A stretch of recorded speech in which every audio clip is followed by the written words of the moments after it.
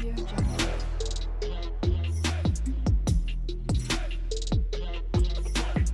Audio Jungle. ကဲပရိသတ်ကြီးတို့ရေနေကောင်းချမ်းသာကြရလားဗျကျွန်တော်တို့တီတီမြန်မာ channel ကိုကြည့်ရှုအားပေးနေတဲ့ပရိသတ်တယောက်ချင်းစီတိုင်းကိုလည်းကျေးဇူးတင်ပါတယ်ဗျာကဲဒါဆိုကျွန်တော်တို့ဒီတစ်ပတ်အတွက်တတိယမြောက်ခဏန်းလေးကိုစလိုက်ကြရအောင်ဒီနေ့မှာတော့ကျွန်တော်ကလာမဲ့တရက်9လ2026ရက်နေ့မှာထွက်ရှိမဲ့12ကြိမ်မြောက်အတွက်ကျွန်တော်တို့ရဲ့တွနီလေးအတိုင်းတတိယမြောက် 3D တကွက်ကောင်းလေးကိုချပြပေးတော့မှာဖြစ်ပါတယ်အရင်ဆုံးတွနီလေးမစခင်မှာကျွန်တော်တို့ရဲ့တီတီမြန်မာ channel လေးကို subscribe မလုပ်ရသေးရင်လည်း subscribe လုပ်ခဲ့ပေးဖို့တောင်းဆိုချင်ပါတယ်ကဲဒါဆိုကျွန်တော်တို့တွနီလေးကိုစလိုက်ကြရအောင်အဲ့ဒီတော့ပထမဆုံးအနေနဲ့ထိပ်စည်းကနန်းယူတဲ့ site ကိုအရင်ပြပါမယ်252ကခါးလက်ကနန်းဖြစ်တဲ့9ရယ်895ကထိပ်စည်းနဲ့နောက်ပိတ်ကနန်းဖြစ်တဲ့8ရယ်9ရယ်ဒီကနန်းသုံးလုံးကိုလှမ်းပေါင်းကြည့်ပါမယ်8ရယ်9ရယ်ပေါင်းတော့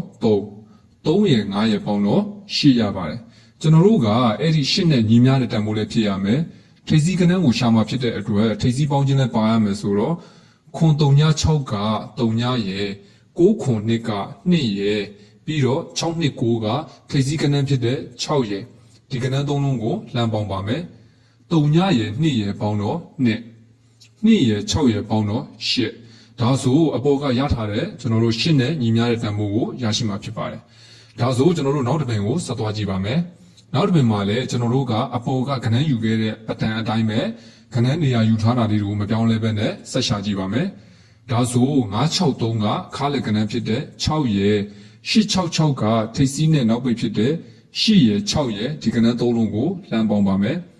8ရယ်6ရယ်ပေါင်းတော့4ရယ်6ရယ်ပေါင်းတော့3ရရှိမှာဖြစ်ပါတယ်ဟုတ်ပြီအဲ့ဒီရလာတဲ့3ညနဲ့ညီများတဲ့တန်ဖိုးကိုကျွန်တော်တို့ကထိပ်စည်းကနန်းကိုရှာမှာဖြစ်တဲ့အတွက်ထိပ်စည်းပေါင်းခြင်းနဲ့ပါရမယ်ဆိုတော့3ည9က3ညရယ်914က4ရယ်612ကထိပ်စည်းကနန်းတစ်လုံးဖြစ်တဲ့6ရယ်ဒီကနန်း3လုံးကိုလှမ်းပေါင်းပါမယ်3ညရယ်4ရယ်ပေါင်းတော့4ရယ်6ရယ်ပေါင်းတော့3ညရတဲ့အတွက်အပေါ်ကရထားတဲ့တန်ဖိုးနဲ့တွားပြီးညီမျှတာကိုတွေ့ရပါတယ်ကဲဟုတ်ပြီဒီတစ်ခါလာမယ့်အပြင်တွေကျွန်တော်တို့ကထိပ်စည်းကနန်းကိုဆက်လက်ပြီးတော့ရှာကြည့်ကြပါမယ်3ည9ကခါလက်ကနန်းဖြစ်တဲ့9ရယ်38ခွန်ကထိပ်စည်းနဲ့နောက်ပိတ်ဖြစ်တဲ့3ရယ်9ရယ်ဒီကနန်း3လုံးကိုကျွန်တော်တို့လှမ်းပေါင်းပါမယ်အခုပေါင်းခြင်းကကျွန်တော်တို့အပေါ်ကတွက်ခဲ့တဲ့အပင်ဒီပတန်တိုင်းလေးပဲဆက်တွက်ကြည့်တာဖြစ်ပါတယ်အဲ့ဒီတော့3ရယ်9ရယ်ပေါင်းတော့3ညရယ်9ရယ်ပေါင်းတော့9ရတာကိုတွေ့ရပါတယ်အဲ့ဒီ9နဲ့ညီများတဲ့တန်ဖိုးလေးရရမယ်ကျွန်တော်တို့ကထိပ်စည်းကနန်းကိုရှာရမှာဖြစ်တဲ့အတွက်ထိပ်စည်းပေါင်းခြင်းလည်းပါရမယ်ဆိုတော့ခွန်3ညက9ရယ်184က4ရယ်အခုလာမယ်ထိပ်စည်းကနန်းရဲ့ဒီကနန်း3လုံးကိုလှမ်းပေါင်းပါမယ်9ရယ်4ရယ်ပေါင်းတော့1အဲ့ဒီ1ရယ်အခုလာမယ်ထိပ်စည်းကနန်းရဲ့ပေါင်းခြင်းက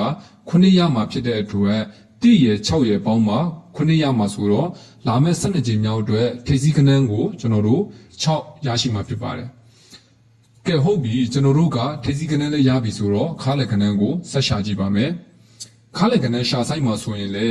252ကထိပ်စည်းကနန်းဖြစ်တဲ့2ရယ်895ကထိပ်စည်းကနန်းဖြစ်တဲ့8ရယ်ခွန်36ကနောက်ပိတ်ဖြစ်တဲ့6ရယ်ဒီကနန်းသုံးလုံးကိုလှမ်းပေါင်းကြည့်ပါမယ်2ရယ်8ရယ်ပေါင်းတော့3ညရယ်6ရယ်ပေါင်းတော့6ရပါတယ်အခုတခါကျွန်တော်တို့ကအဲ့ဒီ6နဲ့ညီများတဲ့တန်ဖိုးလေးဖြစ်ရမယ်ခါလက်ကနန်းကိုရှားမှာဖြစ်တဲ့အတွက်ခါပေါင်းခြင်းလည်းပါရမယ်ဆိုတော့ခွန်36က9ရယ်9ခွန်2ကခါလက်ကနန်းဖြစ်တဲ့9ရယ်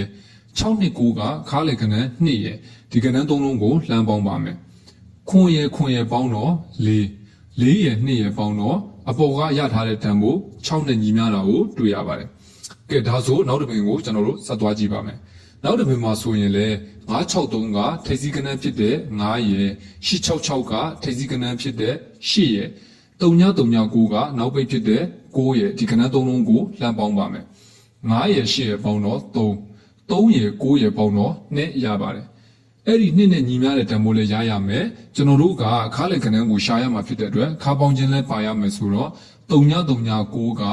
3ညရယ်914ကခါလက်ကနန်းဖြစ်တဲ့1ရယ်612ကခါလက်ကနန်းဖြစ်တဲ့1ရယ်ဒီကနန်း3လုံးကိုလှမ်းပေါင်းပါမယ်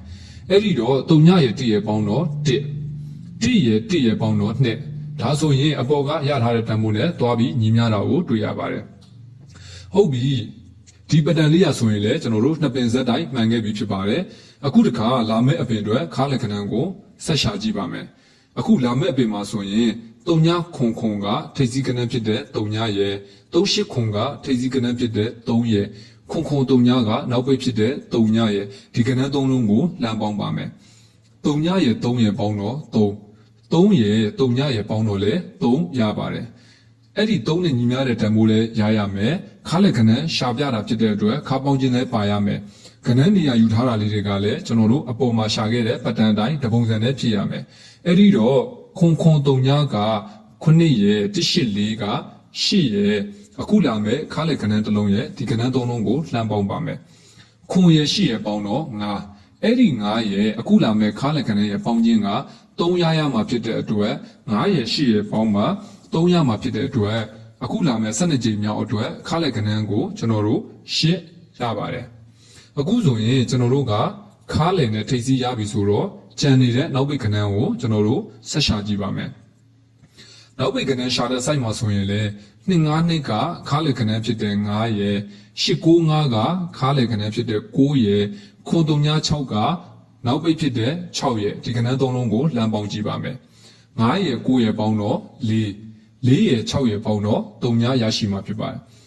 အဲ့ဒီ3နဲ့ညီမျှတဲ့တန်ဖိုးလေးရရမယ်အခုတခါနောက်ပိတ်ကနန်းကိုရှာမှာဖြစ်တဲ့အတွက်နောက်ပေါင်းခြင်းလည်းပါရမယ်ဆိုတော့9ခုနှစ်ကရှေ့ပိတ်နဲ့နောက်ပိတ်ဖြစ်တဲ့9ရဲ့2ရဲ့6နှစ်9ကနောက်ပိတ်ကနန်းဖြစ်တဲ့9ရဲ့ဒီကနန်း3လုံးကိုကျွန်တော်တို့လှမ်းပေါင်းပါမယ်9ရဲ့2ရဲ့ပေါင်းတော့1ရဲ့9ရဲ့ပေါင်းတော့လေအပေါ်ကရထားတဲ့3ညတန်ဖိုးနဲ့တွားပြီးညီမျှတာကိုတွေ့ရပါတယ်ဟုတ်ပြီဒါဆိုရင်ကျွန်တော်တို့နောက်တစ်ပင်ကိုဆက်သွားကြည့်ပါမယ်နောက်တစ်ပင်မှာဆိုရင်လည်းကျွန်တော်တို့ကကနန်းနေရာယူထားတာလေးတွေကိုမပြောင်းလဲဘဲနဲ့ဆက်ရှာကြည့်ပါမယ်963က6ရဲ့866ကခါလက်ကနန်း6ရဲ့3939ကနောက်ပိတ်ဖြစ်တဲ့9ရဲ့ဒီကနန်း3လုံးကိုလှမ်းပေါင်းကြည့်ပါမယ်6ရဲ့6ရဲ့ပေါင်းတော့2ရဲ့9ရဲ့ပေါင်းတော့1ရရှိပါတယ်ဟုတ်ပြီအဲ့ဒီ1နဲ့ညီမျှတဲ့တန်ဖိုးလေးဖြစ်ရမယ်နောက်ပိတ်ကနန်းရှာမှာဖြစ်တဲ့အတွက်နောက်ပေါင်းခြင်းလည်းပါရမယ်အပေါ်ကကျွန်တော်တို့တွက်ခဲ့တဲ့ပတန်အတိုင်းလေးလည်းဖြစ်ရမယ်ဆိုတော့914က9ရဲ့4ရဲ့612ကနောက်ပိတ်ကနန်းဖြစ်တဲ့2ရဲ့ဒီကနန်း3လုံးကိုကျွန်တော်တို့လှမ်းပေါင်းပါမယ်9ရဲ့4ရဲ့ပေါင်းတော့9ရဲ့2ရဲ့ပေါင်းတော့1ဒါဆိုကျွန်တော်တို့အပေါ်ကရထားတဲ့တန်ဖိုးနဲ့ညီမျှနေတာကိုတွေ့ရပါတယ်ကဲ formula လေးအားဆိုရင်ကျွန်တော်တို့နှစ်ပင်စက်တိုင်းမှန်လာခဲ့ပြီဖြစ်ပါတယ်ဒါဆိုရင်ကျွန်တော်တို့ကအခုလာမယ့်အပင်တွေနောက်ပိတ်ကနန်းကိုဆက်ရှာပါမယ်လာမယ့်အပင်မှာဆိုလို့ရှိရင်3ညခုံခုံက9ရဲ့38ခုံကခါလက်ကနန်းဖြစ်တဲ့8ရဲ့ခုံခုံ3ညကနောက်ဖိတ်ဖြစ်တဲ့3ညရဲ့ဒီကနန်း3လုံးကိုလှမ်းပေါင်းပါမယ်9ရဲ့8ရဲ့ပေါင်းတော့9ရဲ့3ညရဲ့ပေါင်းတော့လည်း9ရရှိပါတယ်ဟုတ်ပြီအဲ့ဒီ9နဲ့ညီမျှတဲ့တန်ဖိုးလည်းဖြစ်ရမယ်ကနန်းနေရာယူထားတာလေးတွေကလည်းအပေါ်ကပုံစံတိုင်းတစ်ပုံစံနဲ့ဖြစ်ရမယ်နောက်ပိတ်ကနန်းရှာမှာဖြစ်တဲ့အတွက်နောက်ပေါင်းခြင်းလည်းပါရမယ်ဆိုတော့184ကရှေ့ပိတ်နဲ့နောက်ပိတ်ဖြစ်တဲ့1ရဲ့4ရဲ့အခုလာမယ်နောက်ပိတ်ကနန်းတစ်လုံးရဲ့ဒီကနန်း3လုံးကိုကျွန်တော်တို့လမ်းပေါင်းပါမယ်1ရဲ့4ရဲ့ပေါင်းတော့9ရဲ့အခုလာမယ်နောက်ပိတ်ကနန်းရဲ့ပေါင်းခြင်းက9ရမှာဖြစ်တဲ့အတွက်9ရဲ့3ညရဲ့ပေါင်းမှာ9ရမှာဆိုတော့အခုလာမယ်12ကြိမ်မြောက်အတွက်နောက်ပိတ်ကနန်းကိုကျွန်တော်တို့3ညရပါတယ်အခုဆိုရင်ကျွန်တော်တို့ထိပ်စီးအလဲအပိတ်အကုန်စုံသွားပြီဖြစ်ပါတယ်အဲ့ဒီတော့ကျွန်တော်ဒီနေ့တွက်ပြခဲ့တဲ့ပတန်အရာလာမယ့်1ရက်9လ2026ခုနှစ်မှာထွက်ရှိမယ်12ကြိမ်မြောက်အတွက်ထိပ်စီးကနန်းအနေနဲ့6ခါလက်ကနန်းအနေနဲ့က8နောက်ပိတ်ကနန်းအနေနဲ့3ညရပါတယ်ဒါဆိုရင်683ညဆိုတဲ့ကနန်းအလှလေးရရှိမှာဖြစ်ပါတယ်တကယ်တော့ဒီကနန်းလေးကလည်းမစိုးဘူးလို့ကျွန်တော်တော့ထင်မိတယ်ကျွန်တော်ပရိသတ်တွေကိုပေါက်စီခြင်းတဲ့အတွက်ကျွန်တော်တို့ဒီကနန်းကောင်းလေးတွေကိုရှာတွက်ပေးနေတာပါပရိသတ်တွေကတော့အကြိုက်တူရင်တော့လိုက်ကစားလို့ရပါတယ်ဗျပရိသတ်တွေအနေနဲ့လည်းကောင်းတဲ့ကနန်းလေးတွေကြားသိတဲ့ကနန်းလေးတွေရှိနေတယ်ကွန်မန့်မှာရေးပေးခဲ့ကြပါအောင်ပြီးတော့ကျွန်တော်တို့လာမယ့်1ရက်နေ့မှာထိုင်းပြည်ဝင်ပွဲကိုကျွန်တော်တို့ရဲ့သီရိမြန်မာ channel မှာဒါရိုက်ထုံးလက်တင်ဆက်ပေးတော့မှာဖြစ်တဲ့အတွက်ပရိသတ်တွေအနေနဲ့လည်းကျွန်တော်တို့ရဲ့ channel လေးကို subscribe နဲ့ notification ခေါင်းလောင်းလေးကိုနှိပ်ပေးကြပါဦးဗျဒီနေ့ဗီဒီယိုလေးကတော့ဒီလောက်ပါပဲ